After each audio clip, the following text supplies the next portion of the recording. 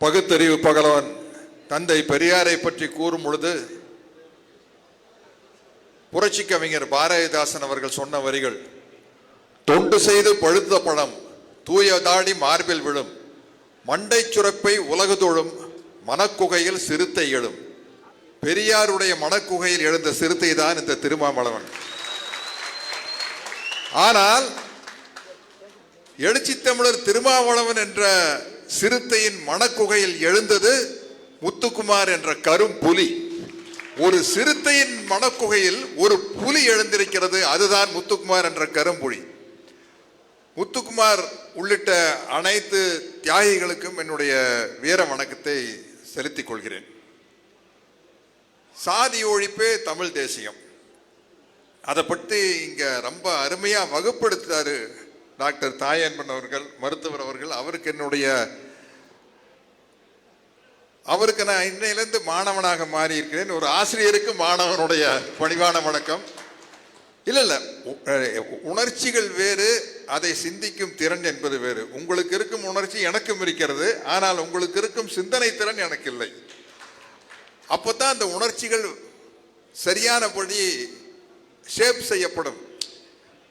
அதைத்தான் புரட்சியாளர் அண்ணல் அம்பேத்கர் அவர்கள் சொல்கிறார்கள், கற்பி ஒன்று சேர் புரட்சி செய்.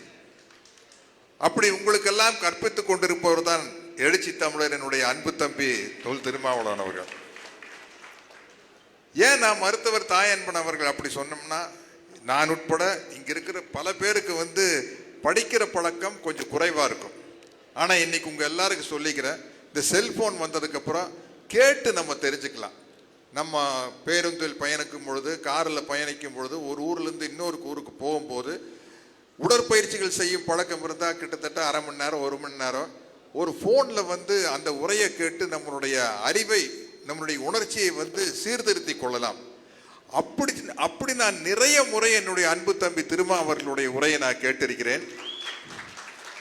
இப்போ என்னுடைய தம்பி வன்னியரசு அவர்கள் எனக்கு ஒரு உரையை அனுப்பிச்சிருக்காரு. அது அந்த பெரியாருடைய நிகழ்ச்சியில் பேசியது.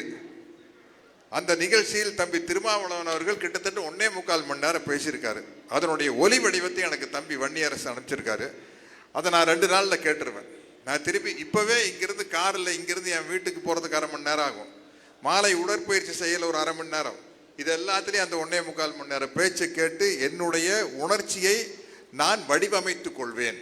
அதுதான் ரொம்ப முக்கியம். வெறும் உணர்ச்சிகள் இருந்து பத்தாது, உணர்ச்சிகளை வடிவமைக்க நாம் கற்றுக்கொள்ள வேண்டும். அப்படி வடிவமைக்க கற்றுக்கொள்வதற்கு நாம் புரட்சியாளர் அண்ணல் அம்பேத்கர் போன்று, இப்பொழுது நான் தைரியமா சொல்றேன், புரட்சியாளர் தம்பி தொல் திருமாவளவனை, ஏன்னா இன்றைய சூழ்நிலையில் தம்பி திருமா புரட்சியாளர்னு சொன்னாம வேற யார சொல்றது? நான் எல்லாருக்கிட்ட எப்பவோ ரசிகர் எனக்கு புரட்சி தமிழன் ஒரு பட்டம் கொடுத்துட்டாரு, அதை தயவு செய்து போடாதீங்கன்னு சொல்லுவேன்.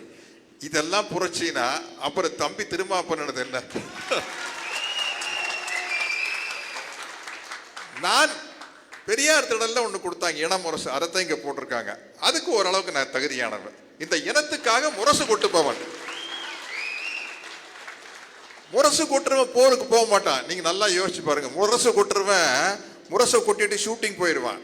களத்துல நிக்க இன முரசுதான். இந்த முரசு இனத்திற்காக தம்பி திருமாவளவனோட நின்று முரசு கொட்டிட்டு ஷூட்டிங் போயிடும். நாங்க கலை போராளிகள், அதுக்கே ஆள் கிடையாது. தம்பி தமிழ் மாதிரி இருக்கிறவங்க தான் அங்க திரையிலேயே போராடிக்கிட்டு இருக்கிறோம். இன்னும் தமிழ்கிட்ட இருந்து நிறைய எதிர்பார்க்கிறோம். ஏன்னா அவருடைய வாழ்வியலை படமா எடுத்தாரு டானாக்காரன் அப்படின்ட்டு. இன்னும் அவர் உணர்ந்த வாழ்வியலை படமா எடுக்க வேண்டும். இப்போ அவர் உணர்ந்த வாழ்வியலை படமா எடுத்துட்டு இருக்கிறாரு. மார்ஷல்னு ஒரு படம், அதில் நானும் தம்பியினுடைய இயக்கத்தில் நடிச்சிட்டு இருக்கிறேன். ரொம்ப மகிழ்ச்சியான விஷயம்.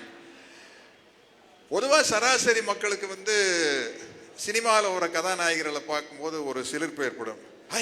இது அவரு, இது இவரு அப்படின்ட்டு.